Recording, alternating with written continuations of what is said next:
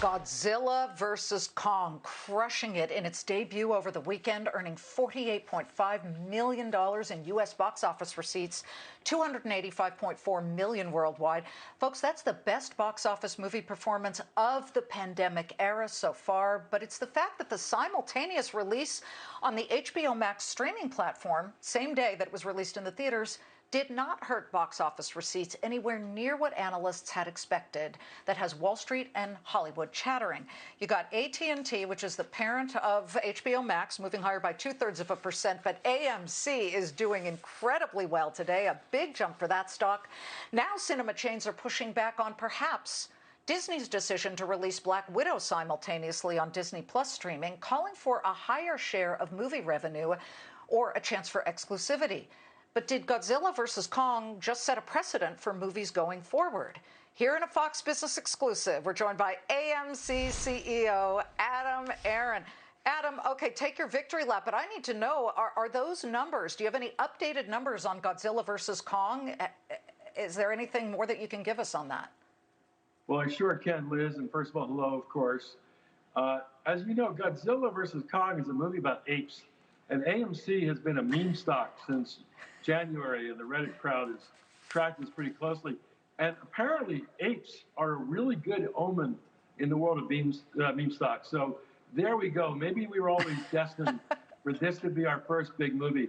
In fact, if you look at our opening performance from Wednesday to Sunday, when Godzilla vs. Kong opened Wednesday of last week, our business at AMC was 5 times, quintuple, what we've done in all the weekends before that in Q1. And we take that as a very good sign. We think that's a combination of new movie titles coming out and vaccinations. And let us not underestimate how vaccination is changing the psyche of American consumers. 4 million were done the other day, in a day. And people are rushing to get vaccinated. That's good news for us all. Yeah, you know what? I don't know if you saw this, but just a couple of hours ago, Dr. Fauci was telling Politico in a podcast, quote, we may be able to go to movie theaters by the end of the year. What would you say about maskless movie going at the end of the year, maybe November, December?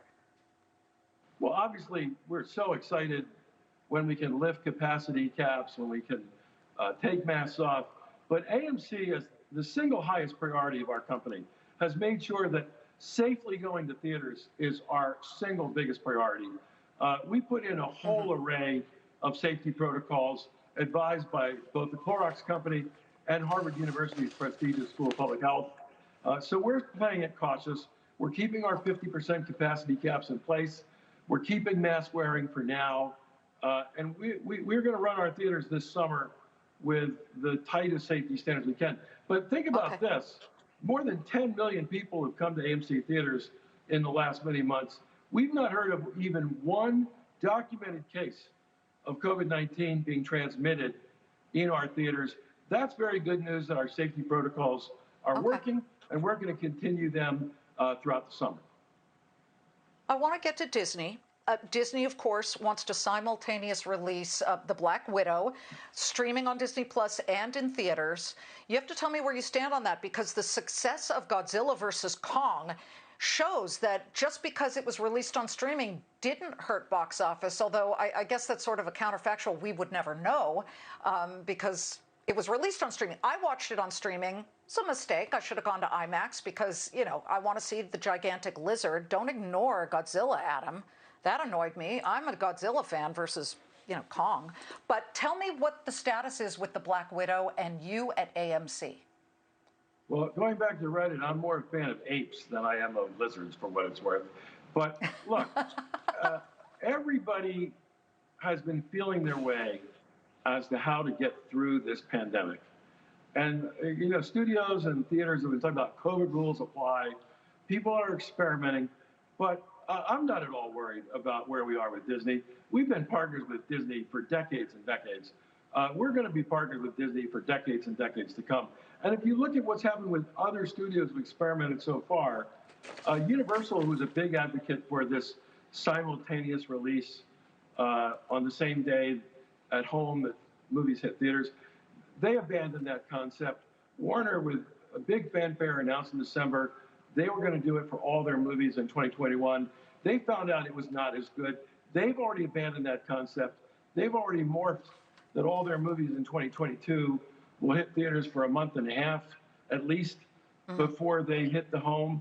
I'm sure, I can't say I'm sure, we're in discussions, but I have every expectation that we'll find a happy middle ground with Disney that's good for Disney shareholders and good for AMC shareholders too. Well, what's happening today is good for AMC shareholders. Your stock is up 14.6% as we speak. Adam, thank you very much. But no, I'm full on Godzilla. You can be Kong. I'm not going to spoil it for people, but the lizard is my side. Because, yeah, Liz, hello. Adam, great to see you. Adam Aron of AMC. Yeah, sure. Can I say one quick thing before we go? When I look back over this pandemic, the thing that I'm most proud of is that AMC survived. There were a lot of people who wrote our company off. We raised almost $4 billion in debt, equity, and concessions from lenders and theater landlords. And we've asked our shareholders to approve up to another 500 million shares. Not that we'll use any amount like that anytime soon, but we're going to make sure AMC was a very successful company for 100 years. We're going to make sure that AMC Theaters is around and is a very successful company for the next 100 years too.